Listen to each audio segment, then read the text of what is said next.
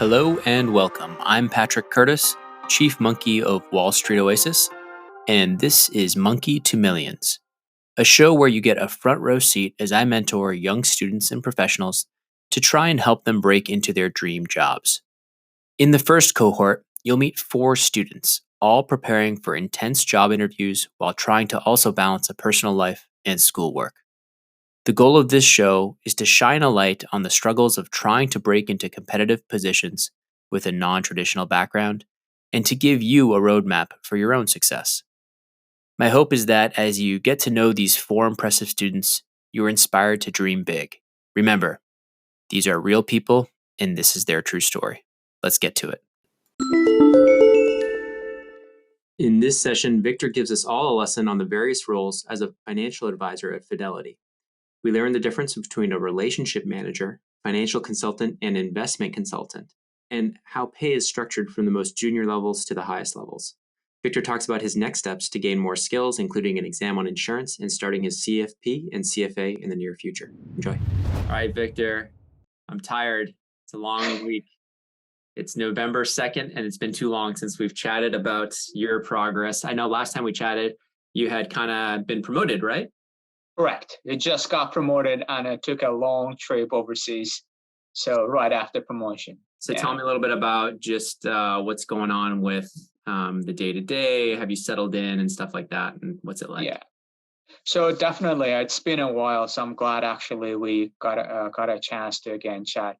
So basically, right after I got promoted, a week later, I took this long month-and-a-half trip. Basically, I think 5 weeks. I got back and I kind of settled with the systems and the programs and the new office, the new actually the branch office. So I went from one branch to another branch. So there were like a few days of orientation. Then I got put in the cohort training for my new role. About a week later, I just finished that. For the listeners, what's the role again? It's a relationship manager. That's what the Fidelity calls. Is basically the way we explain to the clients is that financial consultants are being the doctor, the main doctor, and we are like a head nurse or something like that.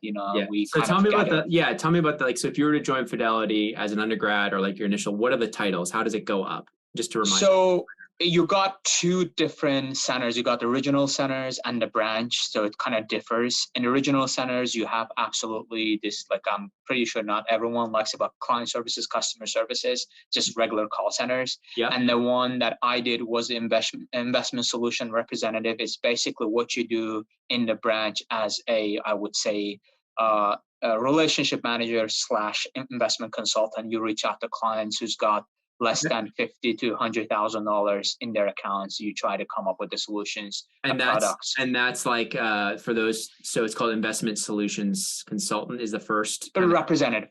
It is kind of the second rank on the, I would say. So it goes. And what's the pay like out of school for do undergrads get that right out of school if they wanted it? Yes, and for the one thing that the most important thing I would say, actually, and they're hiring right now, it is a hiring frenzy for Fidelity. Yes. So the most important thing I would say that since most companies, and I don't know right now, but when I joined, they didn't offer positions to people who did not have their the licenses, which is SIE 763 top off or 65 or 66. Mm-hmm. Fidelity basically not only gives you that orientation, it also allows you enough time with the material and everything, make sure that you got enough time to pass.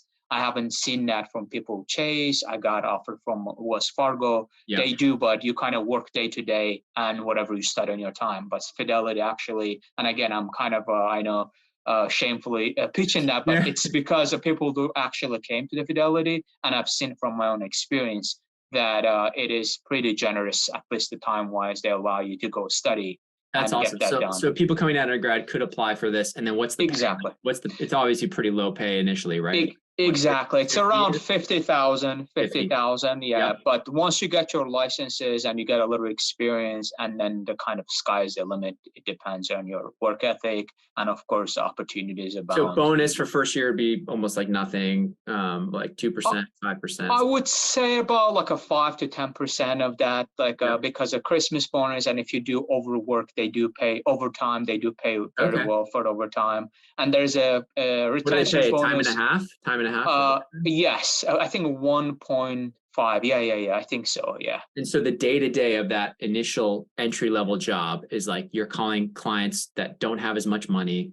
You're just trying to get them into like ETFs, low-cost solutions, Vanguard, stuff like that, trying to help guide them in terms of like diversification, making sure they're not putting all their money in like GameStop or whatever. Exactly. So you basically try to, exactly. You try to roll them. If you have a rollover options, let's say they have their old 401k, and if you want to kind of invest them to IRA rollovers, and then they get the try money to get it into invested. Fidelity. You try to get it into Fidelity. Yes. Be like, hey, Yeah. get it all managed under one roof. We'll help you. Exactly. Okay. Exactly. So you're doing that type of stuff, and you're okay. So you're just on the phones a lot, doing.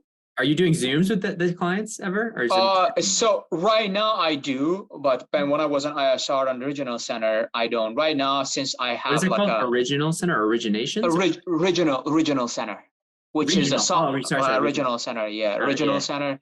So you have like Colorado, Utah. They don't have basically branches. I think Colorado does have both regional and the branches, but mostly the regional centers are in those like location where you work basically mostly from home. And I mean, this is a pretty cool. I mean, it's a pretty cool gig because I'm sure Fidelity has great benefits and all this stuff like matching on 401k and all this stuff, right? So like, I don't know, like I assume it's for people who are kind of interested in finance, but maybe, in the markets in general. I think it could be a really cool job. So tell me, so like, okay, typically how many years are you in this initial entry level thing? Let's say you're good and you're talking to clients, everyone's rolling over their 401ks to Fidelity, have good metrics, you're talking with a lot of clients per day. And like, yeah, tell me about those numbers. Like, would you be doing like 10 calls a day, 50 calls a day?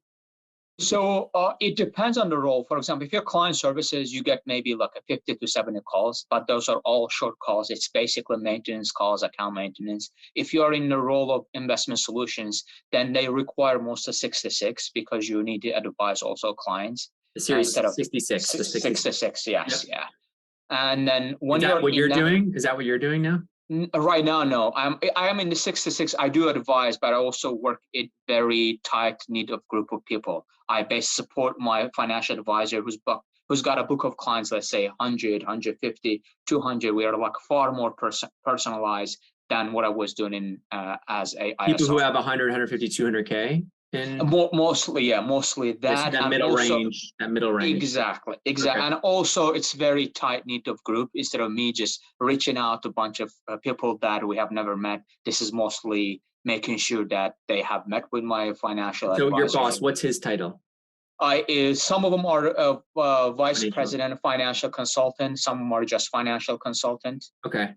And so financial consultant or vice president financial consultant. So yes. It's not a financial advisor. It's not called, or it is? I think Fidelity calls them both. We use them both at financial advisor and Very interchangeable. This is so confusing. Yes. All the terms. Yes. That's why I'm trying to ask it, because I think the listeners probably don't know what the difference is. So basically, as you move up, you can go from like the one where you're servicing the lower kind of accounts in terms of like lower amount that's invested, try to get them to roll over, try to get them into some products that are good for them, diversify all the good stuff, portfolio balance, but you're not really like advising them necessarily on like stuff, or it's mostly trying to get the money in.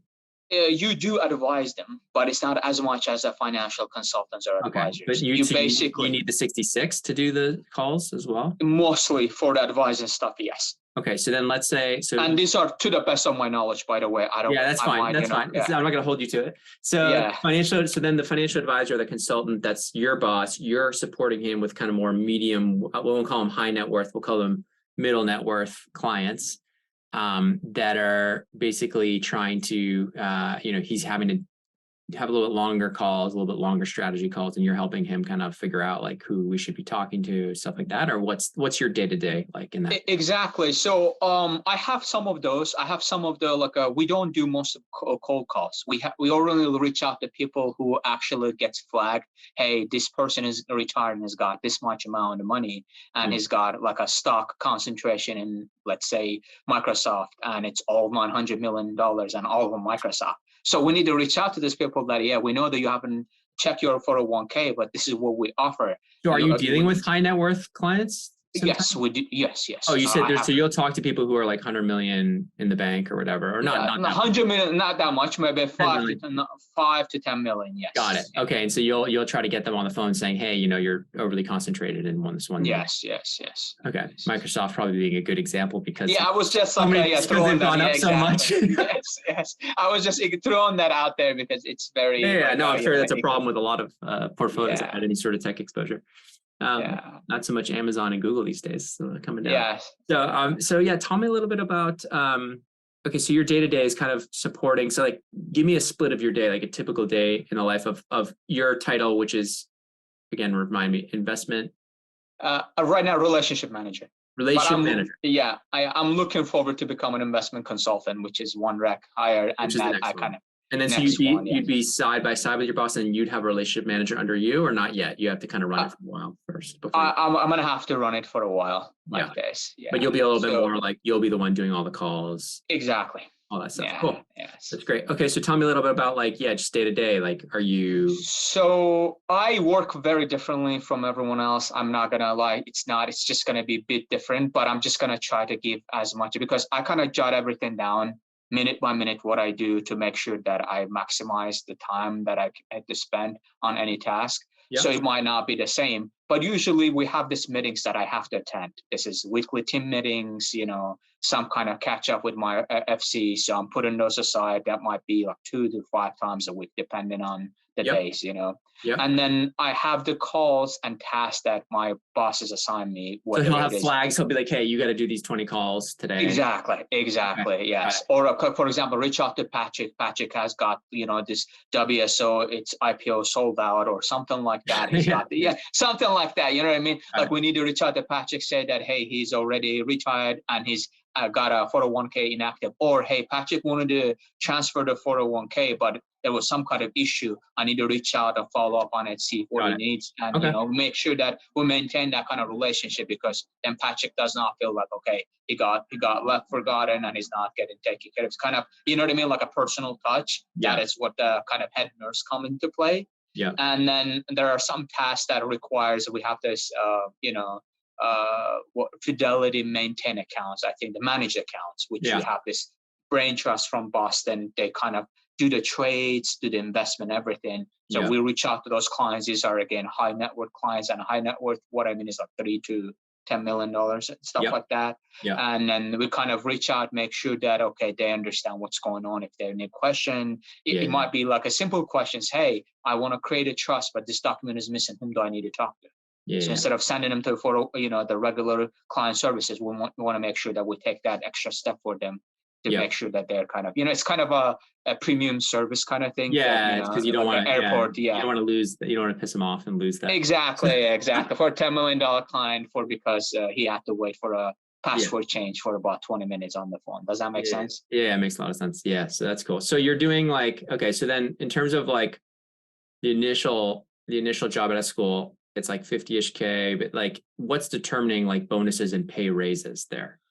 So right now my bonuses is just Fidelity proprietary bonus because of my role. I don't I'm saying right out of school, like the one below, not the relationship manager, the initial one. What does I think it's just overall it depends on it is the same for the one, not right now, not the role that I'm in, the one that before straight out of school. It's basically they do a Christmas bonus, it's a holiday bonus. There is some kind of retention bonus, and depending on how well you perform, there are a few metrics, few KPIs. I'm guessing that's pretty much the same. Exact, a call, retention. But it's still a relatively small percentage compared to like investment banking. It's like 5 to 10%. So it's usually your base salary that's going up over the years. Exactly. Or if you get promoted, you pass your Series 66, you start becoming more like a financial advisor. Exactly. Or a, consultant, whatever you want to call it. Exact. Investment consultant and up becomes that, and then the bonus started kind of started making investment it. consultant and up, are there set base salaries for that? Or is it like 100K, 80K? What is it? And then how does it is if my recollection is right, I think it is 90K plus the bonus that you make. You kind of make around, I think, 130 to 140, and it depends on how well you're at your job. So it is a very much a production role. Right this now, is all like inbound sales, inbound. This is not you going out and building your own book of business. Can you do that? Is that what if you were to like go bring in new clients into Fidelity? So you basically pass them down up to, depending on how much money they have, pass them up to your financial consultant or vice president financial consultant, and you get a credit every time they make a trade. You get a little bit of bonus from that, but it's not in your book. As an IC, you kind of a junior person learning. You're kind of on the job training for FC, if that makes sense.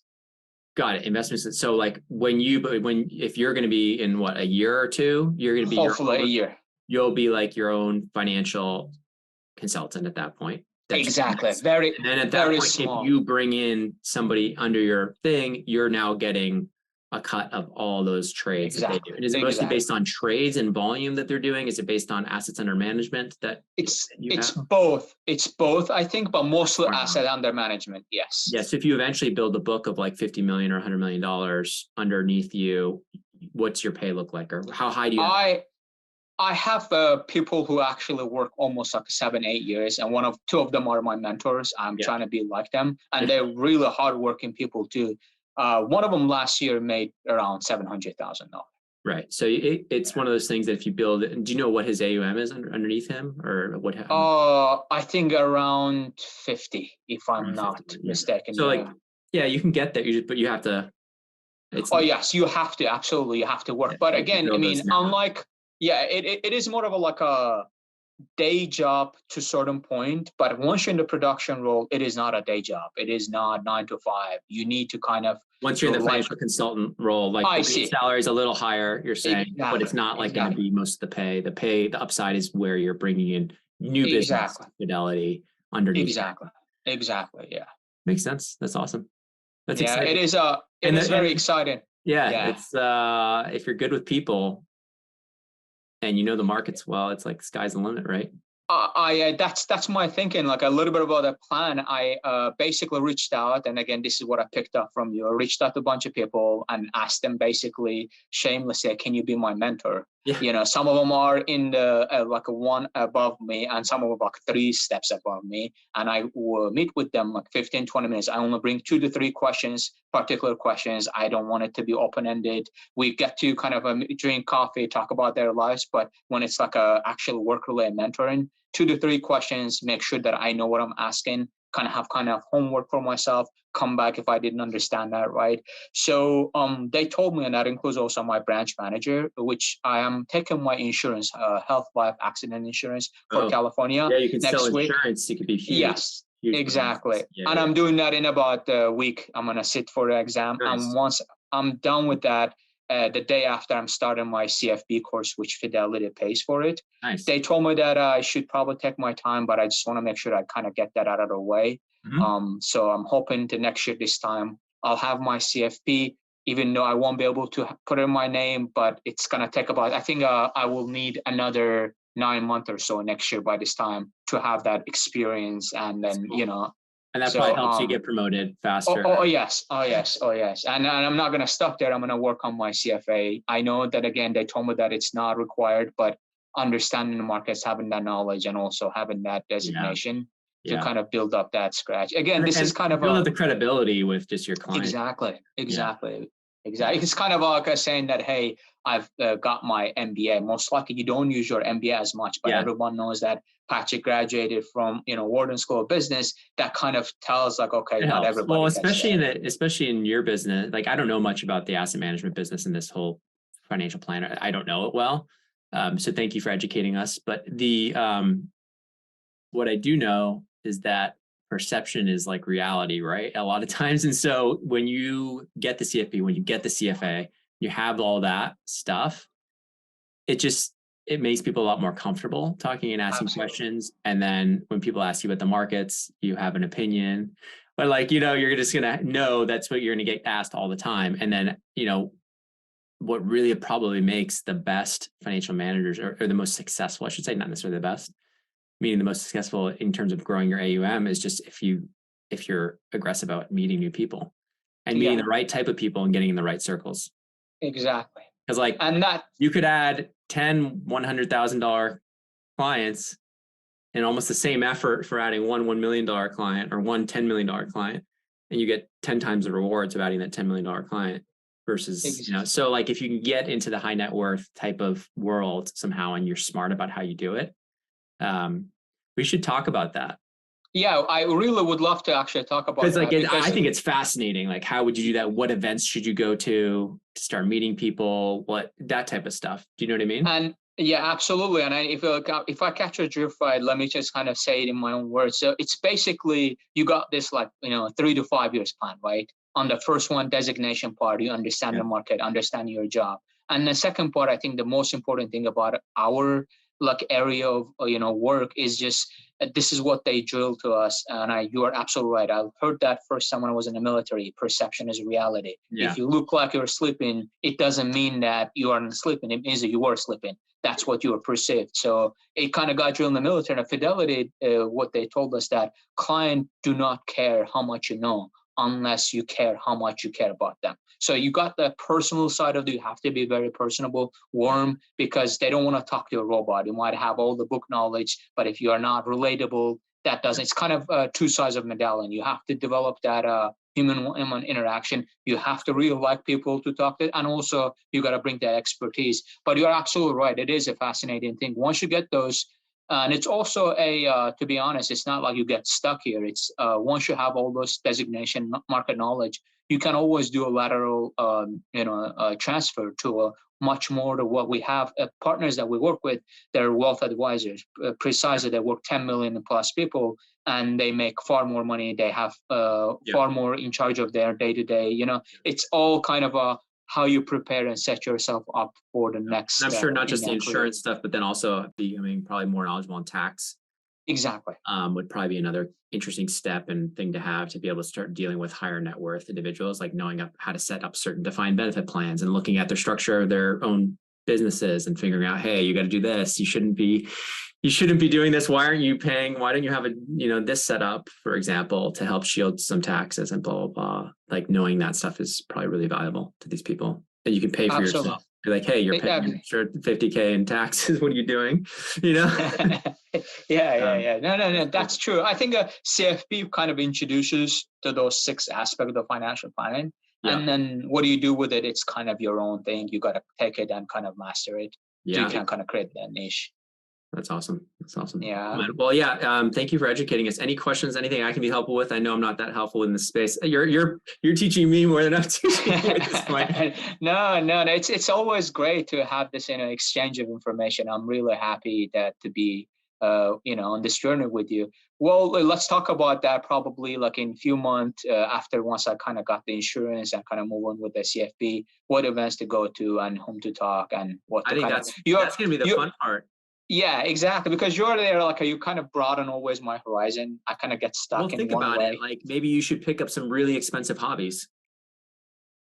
Golfing sounds. Golfing? Maybe you could become a polo player.